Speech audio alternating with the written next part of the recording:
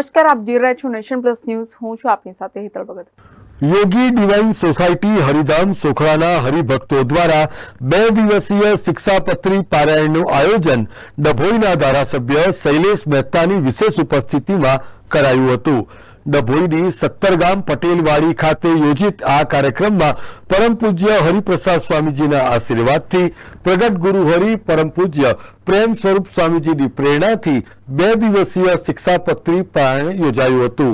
આ પ્રસંગે હરિધામ સોખડાના પૂજ્ય દાસ સ્વામી, પૂજ્ય નિર્મળ સ્વામી, પૂજ્ય વિરલ સ્વામી, પૂજ્ય પ્રિયદર્શન સ્વામી, પૂજ્ય શ્રીજી સૌરભ સ્વામી અને પૂજ્ય શ્વેત સ્વામી દ્વારા હરિભક્તોને શિક્ષાપત્રી પારાયણનું માર્ગદર્શન અને પ્રભુ ભક્તિથી માહિતગાર કર્યા હતા.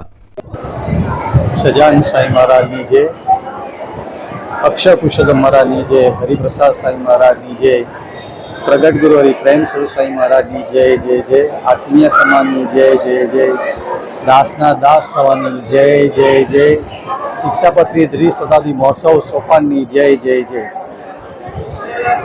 દરબાર નગરીમાં યોગી ડિવાઇન સોસાયટી હરિધામ સોખડા વતી સૌ અમરીશ પરિવાર મુક્તોએ 2 દિવસનું પારાયણ રાખવામાં આવ્યું. આજે પૂર્ણાવતીના દિવસે 1000 ભક્તો લોકો પધારીને આ શિક્ષાપત્રીનો પારાયણ નિમિત્તે લાભ લીધો. ને એમાંય દરબાર નગરીના MLA ધારાસભ્ય શૈલેષભાઈ સોટાબી આ અવસરને સુશોભિત કરીને લાભ લેવા માટે પધાર્યા.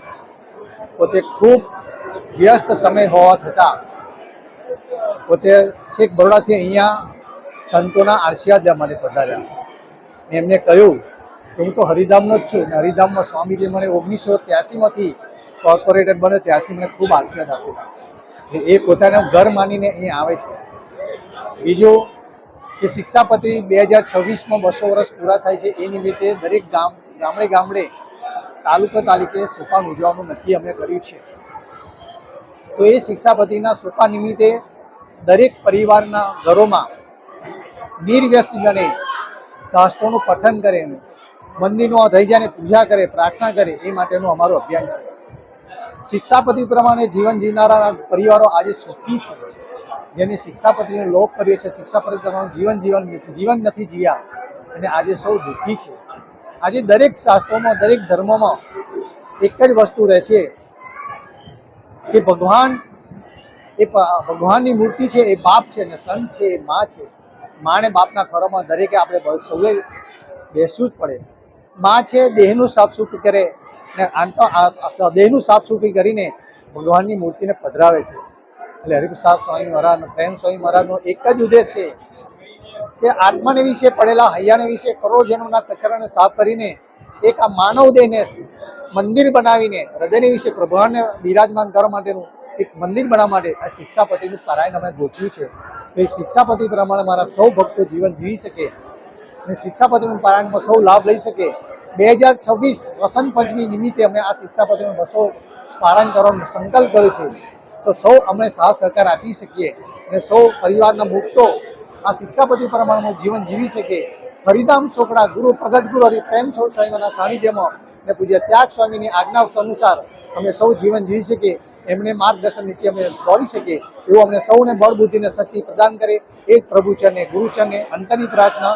જય સ્વામિનારાયણ. આ પ્રસંગે ડભોઈના ધારાસભ્ય શૈલેષ મહેતાની સાથે પાલિકાના પ્રમુખ બિરેન શાહ પણ ખાસ ઉપસ્થિત રહ્યા હતા. ડભોઈ સહિત તાલુકાના 1000 ઉપરાંત હરિભક્તોએ આ દિવ્ય પારાયણનો લાભ લીધો હતો. Uday Pandya, nation plus news, Dabhoi. સમાચારોના સતત અપડેટ મેળવવા માટે અમારી નેશન પ્લસ ન્યૂઝની યુટ્યુબ ચેનલને સબસ્ક્રાઇબ કરો, બેલ આઇકન દબાવો અને જોડાયેલા રહો ફેસબુક, ઇન્સ્ટાગ્રામ અને ટ્વિટર પર.